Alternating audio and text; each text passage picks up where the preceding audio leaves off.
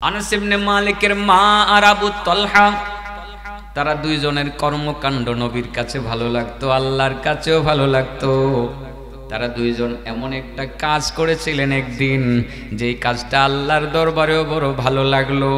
আল্লাহ রাব্বুল আলামিন ফেরেশতাদেরকে নিয়ে হাসাহাসি করতে শুরু করলেন। আল্লাহ নবী নিজেও হাসা দিয়েছিলেন, সুবহানাল্লাহ বলেন। রাসূলের দরবারে মেহমান আসলো। ইয়া রাসূলুল্লাহ, ইয়া হাবিবাল্লাহ, অনেক দূর থেকে আমি সফর করে এসেছি, শত শত মাইল অতিক্রম করে আপনার দরবারে এসেছি, আমি বড় ক্ষুধার্ত, যদি একটু খাবারের ব্যবস্থা করতেন। নবী বললেন, তুমি অপেক্ষা করো, আমার ঘরে যাই, একটু খাবারের ব্যবস্থা করি। স্ত্রীকে বললেন, স্ত্রী কোনো খাবার আছে কিনা?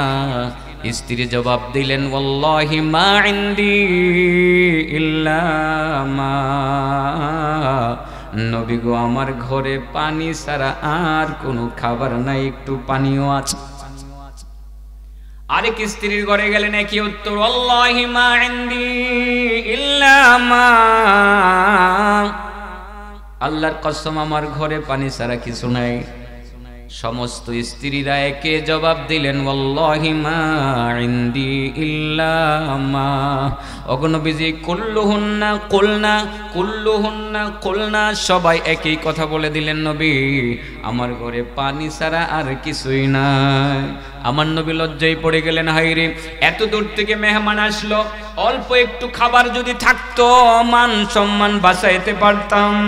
কি করি আমার নবী রাতের বেলায় এশার নামাজ আদায় করে মুসল্লিদেরকে, সাহাবীদেরকে ডাক দিয়ে তিনি বললেন, বন্ধুরা, মাইয়ুদাইফুহু ইয়ারহামুহুল্লাহ, কে আছো আমার এই মেহমানটাকে একবেলা খাওয়াইবা, এমন কেউ আছো যদি খাওয়াও, আল্লাহ রাব্বুল আলামিন তোমার উপরে রহমত নাজিল করবে। আবু বকর দাঁড়ালেন না, উমরও দাঁড়ালেন না, উসমান দাঁড়ালেন না, আলীও দাঁড়ালেন না। বোঝা গেল আবু বকরের ঘরেও খাবার নাই, উমরের ঘরেও খাবার নাই, উসমানের ঘরেও খাবার নাই, হযরতে আলীর ঘরেও খাবার নাই। নবীর ঘরে তো আগেই নাই। আবু বকরের মতো আরব দেশের ধনাঢ্য ফ্যামিলির একজন বড় ধনী ব্যক্তি, ব্যবসায়ী, যার ঘরে খাবার নাই।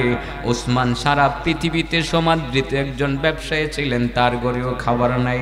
ওমরের ঘরেও খাবার নাই, হযরতে আলীর ঘরে তো আরো আগেই খাবার নাই। কেউ দাঁড়ালেন না। আমার নবী বড় টেনশন করতেছিলেন, হায় রে হায়, কি করি, মেহমানকে আমি কোত্থেকে খাওয়াবো, লজ্জায় আমি তার সামনে চেহারাটা দেখাবো কিভাবে।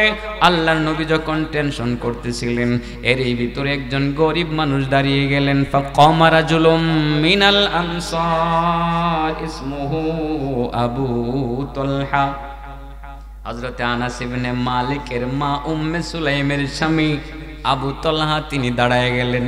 দাঁড়িয়ে বললেন, আনা উদাইফুহু ইয়া রাসূলুল্লাহ, নবী গো, আমি লোকটার মেহমানদারি করব ইনশাআল্লাহ। আমার নবী স্বস্তির নিঃশ্বাস ফেললেন, বেশ ভালো খবর। কেউ দাঁড়ালেন না। আবু বকরের ঘরে খাবার নাই, বিশ্বাস করার কথা। হ্যাঁ, এখন যদি আমি বলি যে আমি আতিকুল্লাহর ঘরে খাবার নাই, কেউ বিশ্বাস করবেন? আপনারা বলবেন যে প্রতি রাত্রে 2-3টা মাহফিল করে ঘরে বুঝি খাওয়ান নাই, এটা বিশ্বাস করার কথা। কথা তো ঠিকই। আমাদের ঘরে খাবার ডবল থাকে, ডবল না 3 ডবল থাকে। কয় ডবল থাকে? 3 ডবল। খাবার এক বেলা না থাকলে আমাদের মাথা গরম, ঠিক না বেটি? আসলে দেখেন, আমরা বেশি খাবার খেতে শিখে ফেলছি, বেশি টাকা কামাইতে শিখছি, গরিব হইতে শিখি নাই, কষ্ট করতে শিখি নাই, যেই কারণে আজকে আমাদের এই দুর্দশা। আমাদের দুর্দশার মূল কারণ হলো আমরা এখন টাকা বেশি চিনছি, খাবারও বেশি চিনছি, বেশি খাইতে হবে, বেশি টাকা কামাই করতে হবে, যেই জন্য আমাদের মাজলুম আলেমরা আজকে জেলে।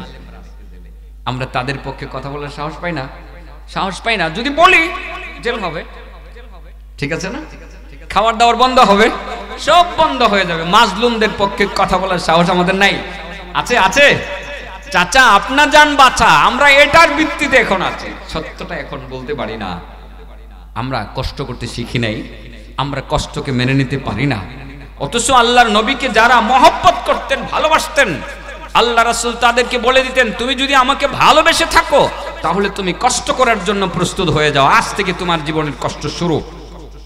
হযরতে আবু হুরায়রা বলছিলেন, ইয়া রাসূলুল্লাহ ইন্নী উহিব্বুক, নবী গো আপনাকে আমি প্রচন্ড রকম ভালোবাসি। রাসূল বলেন, সত্যিই ভালোবাসো? ইয়া রাসূলুল্লাহ ওয়াল্লাহি ওয়াল্লাহি উহিব্বুকা ইয়া রাসূলুল্লাহ, আল্লাহর কসম আমি আপনাকে ভালোবাসি।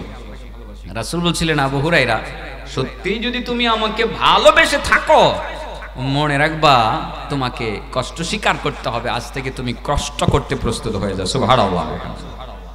আবু বকরের ঘরেও খাবার নাই, কারো ঘরে খাবার নাই, কারো ঘরে খাবার নাই। একজন দাঁড়াইছে, তার নাম কি? আবু তালহা। দাঁড়ায় বলেন, ইয়া রাসূলুল্লাহ আমি খাওয়াবো। কিন্তু দুর্ভাগ্যজনক খবর যে আবু তালহা তিনি নিজেও জানেন না তার ঘরে যে খাবার নাই। সুবহানাল্লাহ বলতেন না? স্ত্রীর কাছে গিয়ে কয়, স্ত্রী গো মেহমান নিয়ে আসছি, আল্লাহ নবীর দরবার থেকে মেহমান নিয়ে আসছি। একটু বসেন, আপনারা একটু বসেন। আল্লাহ নবীর দরবার থেকে মেহমান নিয়ে আসছি, এ মেহমানকে একটু খাওয়াতে হবে। স্ত্রী বলেন, উম্মে সুলাইম বলেন, আনাস ইবনে মালিকের মা বলেন, স্বামী গো করলেন কি, মেহমান আনবেন বলবেন না? ঘরে তো কিচ্ছু নাই, আর এই বুড়ি কিচ্ছুই নাই, এই একটু বাচ্চাদের খাবার আছে। কার খাবার আছে? ঠিক আছে, এই মুহূর্তেই তোমাকে আমি একটা ভালো পরামর্শ দিচ্ছি, পরামর্শটা তুমি নাও। সেটা হলো বাচ্চাদেরকে যেভাবে হোক ঘুম পাড়িয়ে দাও। সুবহানাল্লাহ বলেন। দেখেন এটার মধ্যে কি কারিশমা আছে। বাচ্চাদেরকে ঘুম পাড়ানোর পরবর্তীতে আমি সিদ্ধান্ত নিব যে কি করা যায়। বাচ্চাদেরকে ঘুম পাড়িয়ে দেওয়া হলো। হযরত আবু তালহা এবার বুড়ির কাছে গিয়ে বলেন, বুড়ি আনাস ইবনে মালিকের মার কাছে গিয়ে বলেন, এই বুড়ি শোনো, মেহমানের সামনে বাচ্চাদের খাবারটা নিয়ে আসবা, আসার পর বাতিটা তুমি ঠিক করার জন্য হাত দিবা, ওই যে ই বাতি, কপি বাতি, তুমি হাত দিয়া এটাকে নিভে ফেলবা। তখন আমি মেহমানকে তাগিদ দিব যে ভাই বাতি নিভে গেছে, তুমি তাড়াতাড়ি খেয়ে ফেলো। তখন সে আমাদেরকে আর খাইতে বাধ্য করবে না, আর আমাদেরকে দিলে তো তার ভাগ্যে খাবার থাকবেই না। সেকেন্ড আরেকটা কাজ তুমি পিছনের দিক থেকে করবা, যে খালি যে ডেস্কিগুলো আছে না পাতিল, তুমি এইভাবে গটর গটর গটর গটর করবা। তখন মেহমান মনে করবে যে তুমিও খাইতেছো আমিও খাইতেছি, তখন সে অল্প খাবার খেয়ে নেবে, তখন আর কোনো টেনশন করবে না। যেই কথা সেই কাজ। বাচ্চাদেরকে ঘুম পাড়িয়ে দেওয়া হলো, বাতি নিভিয়ে দেওয়া হলো, পাতিলে গটর গটর শুরু হয়ে গেল, মেহমান এই ফাঁকে খেয়ে গেলেন। এবার ফজরের পরে আবু তালহা, আনাস ইবনে মালিকের মায়ের স্বামী আবু তালহা মেহমানকে নিয়ে নবীর দরবারে হাজির। নবী দেখে দেখে মুচকি মুচকি হাসেন। হযরতে আবু তালহা বলেন, ইয়া রাসূলুল্লাহ হাসেন কেন?